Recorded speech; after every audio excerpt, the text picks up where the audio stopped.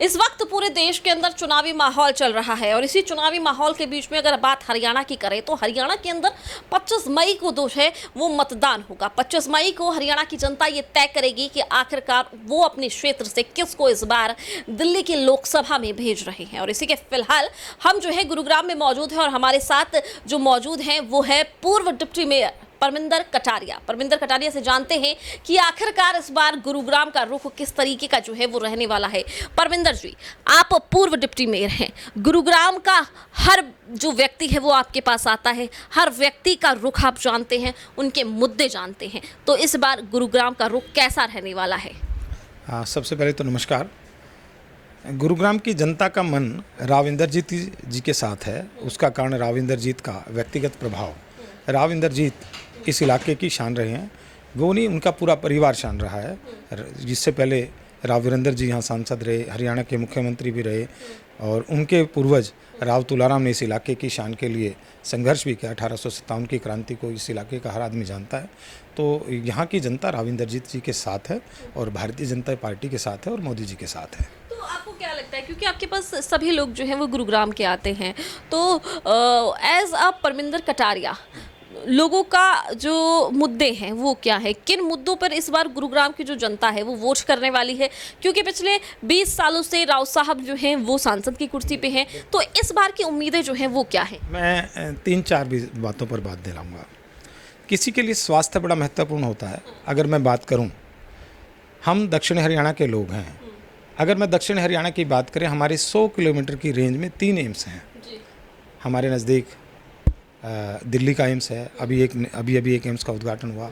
एक हमारे इकबालपुर झज्जर से लगता हुआ बिल्कुल हमारे गुरुग्राम के फर्स्ट झज्जर का पहला गांव और हमारे लास्ट गांव पर एम्स है। अगर मैं करूं 100 किलोमीटर की 3 में 3 एम्स होना, ये राव इंद्रजीत और केंद्र की सरकार के कारण है कि हमारे नियर अबाउट पूरे भारतवर्ष की तुलना करके देखना कितने एम्स हैं और उसके बाद हमारे इस एनसीआर की देखिए कितने, तो स्वास्थ्य की बात आ जाए।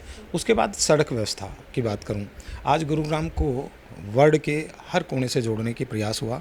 चाहे सबसे पहले दिल्ली का मैं आपको कहूँ, अभी लेटेस्ट आपके सामने उद्घाटन हुआ कि द्वारका रोड का हुआ, कितना सुंदर रोड बना है, कितनी बड़ी लागत से बना है। एशिया का सबसे सुंदर रोड हमारे यहाँ बना है। ये राव इंद्रजीत और नरेंद्र मोदी जी की और मुख्यमंत्री जी की कृपा से बना है। उसके बाद अगर बात बॉम्बे का रोड यहाँ से कितनी जल्दी सफ़र तय होगा, ये आप हमारे इस गुरुग्राम के इलाके के लिए लाभ के होगा। केएमपी बनना, तो आप ये बताइए कि हमारे आसपास रोड व्यवस्था अगर सबसे अच्छी है, गुरुग्राम की कनेक्टिविटी अगर देखी जाए तो पूरे हरियाणा में सबसे ज़्यादा है। तो ये जब नेतृत्व मजबूत हाथ में होता है तो निश्चित अब होता है। उसके उदाहरण आपके सामने कि राव इंद्रजीत के साथ क्यों जनता रहेगी, क्योंकि हरियाणा के हित, इस गुरुग्राम के हित में हमारे राव इंद्रजीत जी ने सदा संघर्ष किया है। स्थिति कोई भी रही हो, उन्होंने कभी भी गुरुग्राम के हित से समझौता नहीं किया है। अच्छा, जैसा कि आपने कहा कि स्वास्थ्य की आपने बात करी है ना, 100 किलोमीटर के अंदर 3 एम्स आपने गिनवाए, लेकिन गुरुग्राम की जनता जो है एक बड़ा सिविल अस्पताल मांग रही है लंबे समय से, वो नहीं बन पा रहा है। मैं बिल्कुल आपकी बात से सहमत हूँ। उसका लगातार प्रयास रहा, उसका हर बार बढ़ोतरी की बात हुई, बड़ा बनाने की बात रही, वो कहीं ना कहीं व्यवस्था में कहीं दिक्कत रही और निश्चित है कि राव साहब के ध्यान में ये चीज़ है। जल्द एक बल्कि मैं कहता हूँ पूरे हरियाणा का सबसे बड़ा एक सरकारी हॉस्पिटल निर्माण होगा, ये राव साहब का प्रयास है। राव साहब का ये तो प्रयास है, लेकिन महंगाई की अगर बात करें, उस समय आप देखिए महंगाई जब आज से 5 साल पहले की बात कर लेते हैं, है ना, उस टाइम पेट्रोल का रेट क्या था, उस टाइम सिलेंडर का रेट क्या था, लेकिन दिन प्रतिदिन महंगाई बढ़ती जा रही है। आमदनी अठन्नी हो गई, खर्चा रुपया हो गया। अगर आमदनी की बात करें, टोटल आज से 10 साल पहले सैलरी क्या थी, आज सैलरी आहिस्ता आहिस्ता ग्रोथ होती। महंगाई एक वो चीज़ है जो सदा बढ़ती रहेगी। को मैं ये कहता हूँ कि महंगाई बिल्कुल समाप्त हो जाएगी। महंगाई एक दर पर दर बढ़ने वाली चीज़ें हैं, क्योंकि जैसे जैसे विकास होगा निश्चित है कि महंगाई बढ़नी, लेकिन हमारी सरकार ज़रूर कंट्रोल करती है।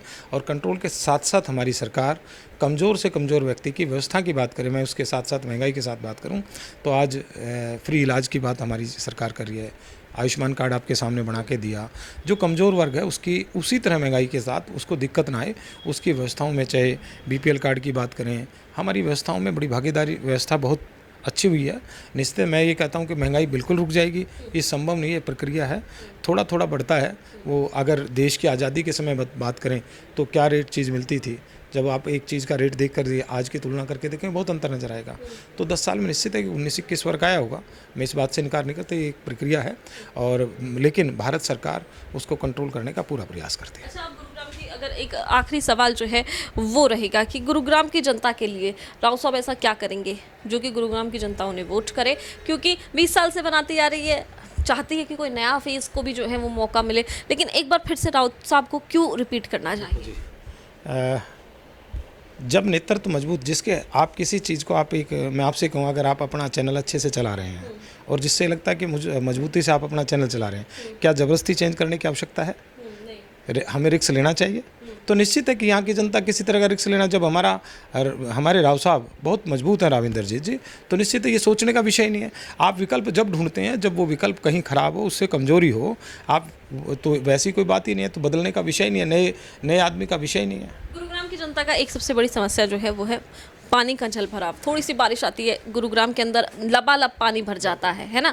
तो लेकिन वो आज से नहीं है, वो पिछले 20-25 साल से है। राव साहब 20 साल से सत्ता के अंदर हैं, पहले सांसद भी वही बने थे और अब तक सांसद वो हैं, 2009 से सांसद हैं, लेकिन अब तक राव साहब जो है उस पानी की समस्या का समाधान जो है वो क्यों नहीं कर पाए, और क्या आगे आने वाले समय में अगर फिर से सांसद बना दिए जाते हैं तो पानी की समस्या का समाधान होगा? मैं इस बारे में कहूँ, अभी राव साहब ने पुराने जो तालाब थे, मैं अभी करूँ लेटेस्ट राव साहब क्या और माननीय मुख्यमंत्री और हमारे विधायक जी के सहयोग से अभी हमारे नज़दीक पिंछोकरा जोड़ है, उसका पुनर्निर्माण शुरू हुआ, बसई का पुनर्निर्माण किया। अब चिन्हित करके जितने हमारे पुराने तालाब हैं उन सारों को दोबारा जीर्णोद्धार होगा, जिससे पानी का स्टोर हो सके और ख़ासकर स्टोर के साथ साथ जल भराव की समस्या के साथ साथ ज़मीन का वाटर लेवल भी बढ़े, इस तरफ भी ध्यान है हमारे राव साहब का कि भाई पानी के साथ साथ उस भरने के साथ साथ उसके समाधान भी हों, इसलिए लगातार प्रयासरत हैं।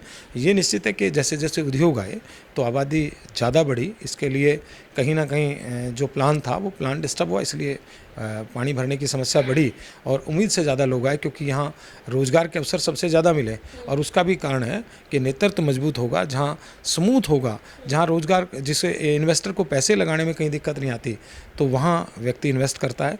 तो यहाँ जो वातावरण रहा, भाईचारा रहा, इस कारण यहाँ इन्वेस्टर भी आया। राव साहब ने भी विशेष रूप से किया, मुख्यमंत्री ने विशेष रूप से किया, तो निश्चित है कि जनसंख्या बढ़ी तो ये थोड़ी दिक्कत आई और राव साहब इसकी तरफ ध्यान है और जल्दी ही कोई ना कोई अच्छे जो पॉइंट पर समाधान हो सकता होगा, चाहे जोड़ के निर्माण के कारण हो या ड्रेन का कोई सिस्टम ठीक करने की बात हो, तो ये प्रयासरत है।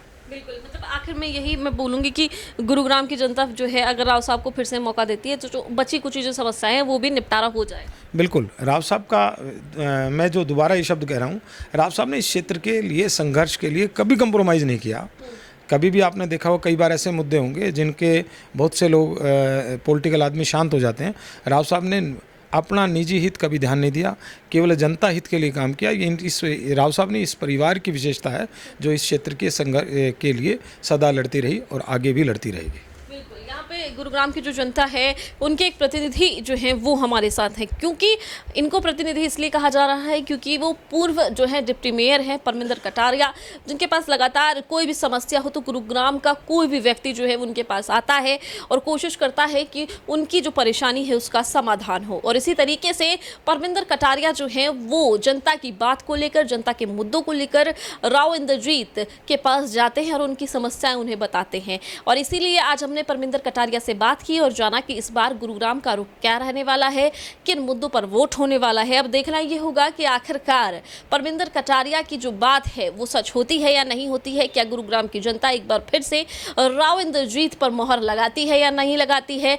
आपको क्या लगता है कि गुरुग्राम के अंदर बदलाव होगा या फिर राव इंद्रजीत एक बार फिर से सांसद बनेंगे? ये मुझे कमेंट करके जरूर बताएं। खबर को शेयर इतना करें ताकि ज़्यादा से ज़्यादा लोग अपनी राय रख सकें और जान सकें कि गुरुग्राम लोकसभा सीट पर किस तरीके का हाल है, किन मुद्दों पर वोट डाला जा रहा है। और आप भी अपना मुद्दा जो है वो हमें ज़रूर बताएं। साथ ही इस चैनल को सब्सक्राइब करें ताकि हम इसी तरीके से गुरुग्राम से जुड़े हुए मुद्दे, गुरुग्राम से जुड़े हुए लोग की बात आप तक पहुंचाते रहें। धन्यवाद।